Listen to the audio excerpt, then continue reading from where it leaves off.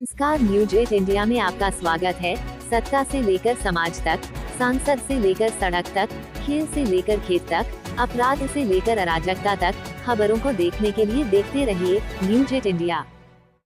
आज हिंदू महासभा के अंदर भगवान राधा कृष्ण की मूर्ति स्थापित करके सभी हिंदुओं को एकत्र करने की बात कही।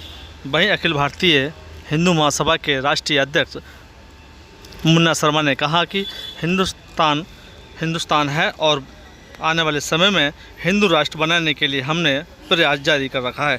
और जिस तरह से देश के गद्दार हमेशा देश के विरोधी नारे लगाते हैं, उनको अब हिंदू महासभा की तरफ से चेतावनी दी जा रही है।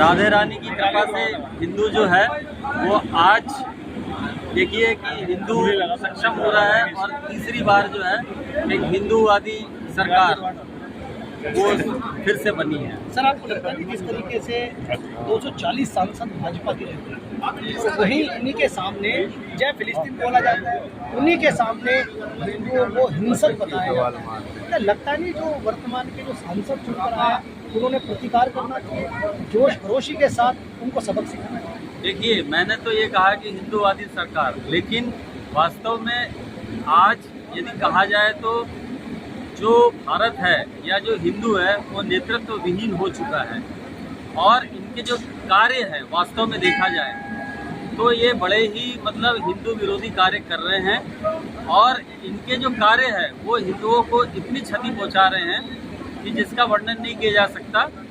और ये तो गुंडागर्दी है, जितने लुच्चे लफंडर बदमाश लोग जो है उन्होंने जो है सत्ता में जो है कब्जा कर लिया है और जो वास्तव में जो सत्य और न्याय को लेकर चलने वाले जो हिंदू हैं उनको कहीं कोई स्थान नहीं है। तो ये जो फिलिस्तीन के जो नारे लगाए गए हैं ओवैसी के द्वारा, ये जो है इसकी निंदा हम करते हैं।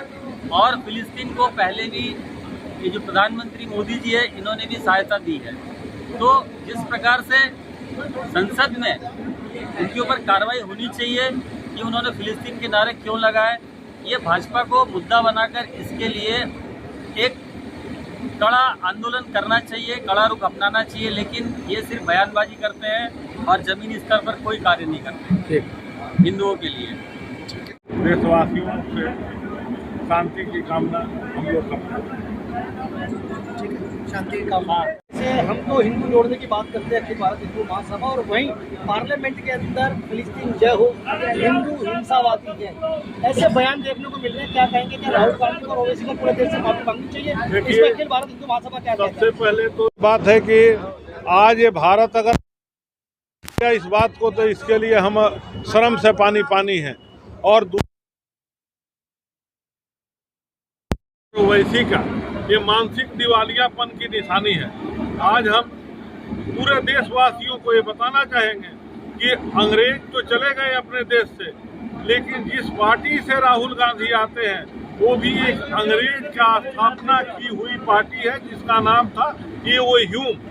और उसके दूसरे शब्दों में गांधी को कोट उतरवा के धोती पहनाया गया ताकि लोगों के भावनाओं के साथ हम खेलते रहें। और उसी का परिणाम है कि आज राहुल गांधी हो या उनकी निकम्मी औलाद, निकम्मी जो मुगलों की औलाद है और बाबर के वंशज आज जय फिलिस्तीन का नारा लगा रहे हैं, ये हम लोगों के लिए शर्म की बात है। और इसके लिए प्रत्येक देशवासी को, भारतवासी को ये प्रण लेना चाहिए कि ऐसे लोगों को जद्दोजहद मिटा दें। अच्छा सर, मेरा एक सवाल बनता है, जिस तरीके से पार्लियामेंट में जब वोट दिया जा रहा था, शपथ ली जा रही थी, उस वक्त फिलिस्तीन जय किए गए, लेकिन आपको ध्यान होगा उसी के अंदर एनडीए की सरकार के जो हिंदूवादी सांसद वो बैठे थे, उन्होंने उसी वक्त उनका प्रतिकार क्यों नहीं किया? देखिए, सबसे पहले तो मैं ये कहूँगा कि सबका तार किसी न किसी से मिला हुआ है और ये उसी की निशानी है कि एक नहीं चार घुसपैठिए घुस जाते हैं।